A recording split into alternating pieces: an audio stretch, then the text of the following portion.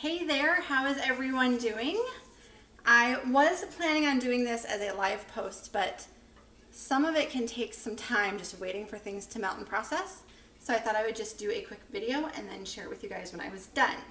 But today I wanted to share how I make my DIY deodorant. I've been making deodorant for, probably at least 3 years now. It was probably one of the first changes I made to get chemicals out of the home because I knew it was something we used every day, and I mean it was right there on our skin, and I knew our skin was absorbing these nasty chemicals from deodorant. And to be honest, I'm a sweaty person anyway, and I was stinky no matter what, so I didn't really have anything to lose to try. So I did it, and I got my husband on board, and he likes it.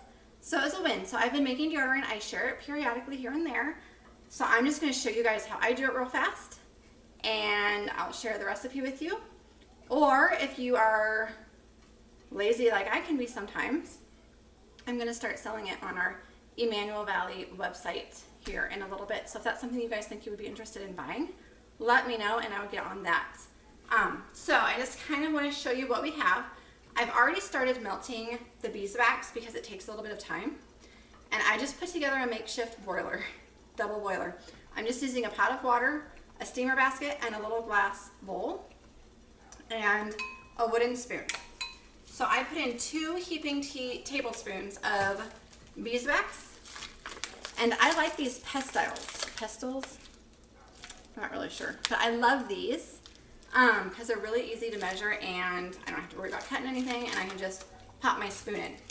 Now it's summer and it's super hot, so I definitely do 2 heaping tablespoons because it's going to keep it from melting, because the rest of it is mostly coconut butter or coconut oil and shea butter, so it will definitely melt. But I have my 2 tablespoons of beeswax, and it's already melted. So I'm ready to add the rest of my ingredients.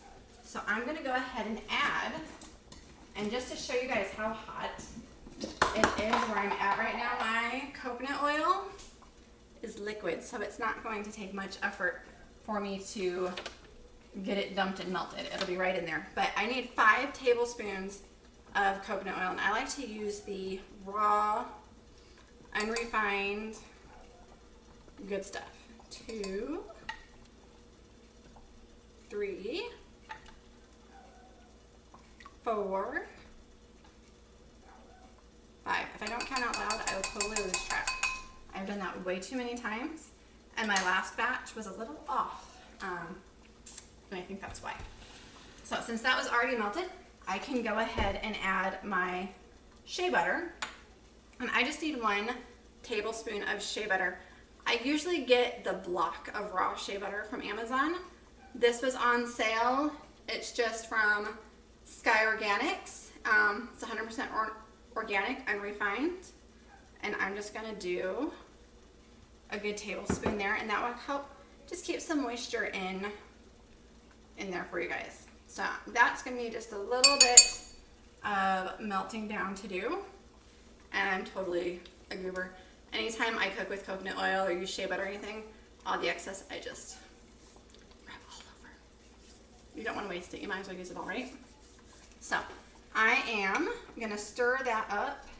So I have my beeswax melted, my coconut oil, and my shea butter, and it's a little clumpy. So let me get that all melted, and then we will add, and I've already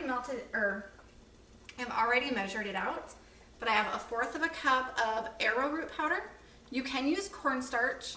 I do find that arrowroot powder is a little bit better if you have sensitive skin. And the underarms are a little sensitive anyway, so I figure you can't hurt anything. So I just always default to arrowroot powder. And then 1/4 cup of baking soda. So now that that's all getting melted, I'm just going to stir that in. And get that just all mixed up. You don't want any clumps, so it takes a little bit for it to dissolve and get situated. But it's starting to get to be a thicker consistency. There we go. And then what I did is I Love these round containers. I ordered these online, and these are my favorites to use. In fact, when I use them for us, I usually reuse them, so when we're out, I save them, I boil them in hot water and get them good and rinsed and clean, and then I reuse them again. You can reuse any deodorant container, to be honest.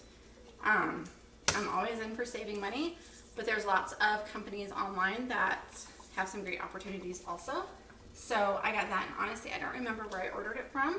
If you want to know, I will look it up and post that for you guys later. So there's my arrowroot powder.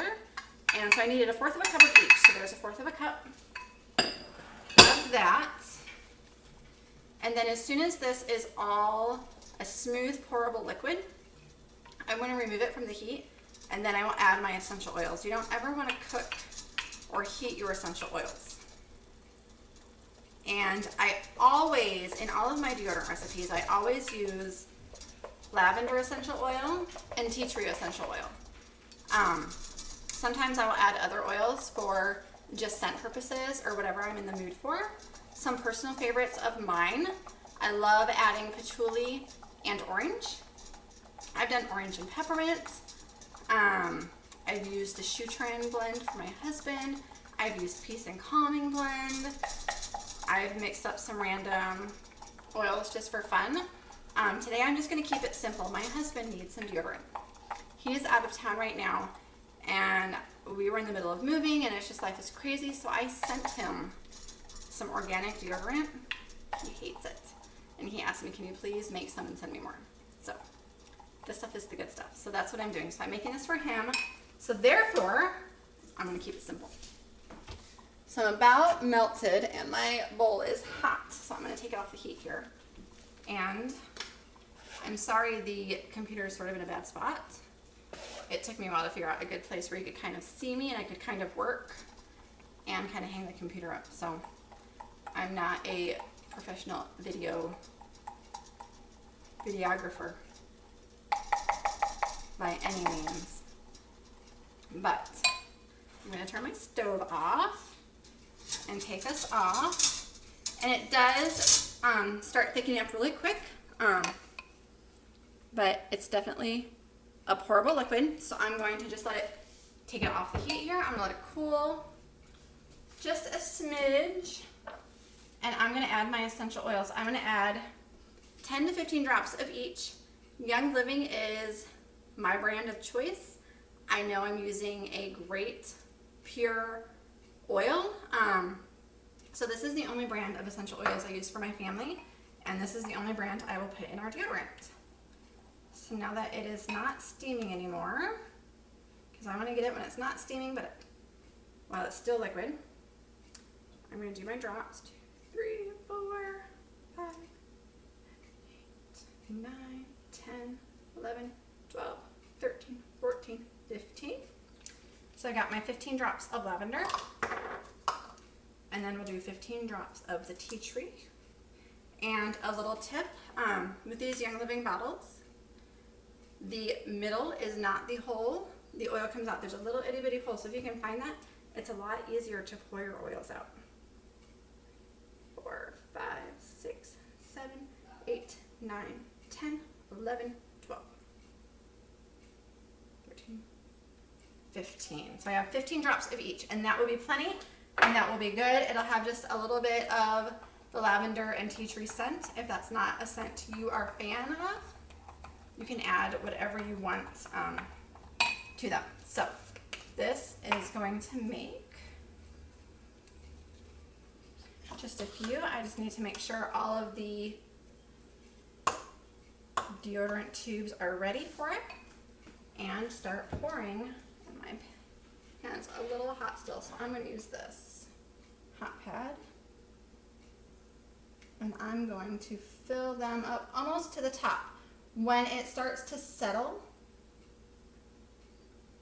and cool down, it actually will get a little bit lower, and then I can just add a little bit more as it gets lower. If you have just a little bit left, you can just pour a little bit on some parchment paper or wax paper and just use that and swipe it under your arms just so you can use whatever's left over.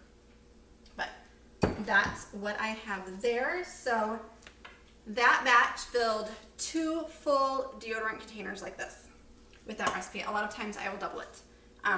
But that's it. That was super easy, and I am saving a ton of money and not using chemicals on my deodorant. So there you have it. Thanks, guys.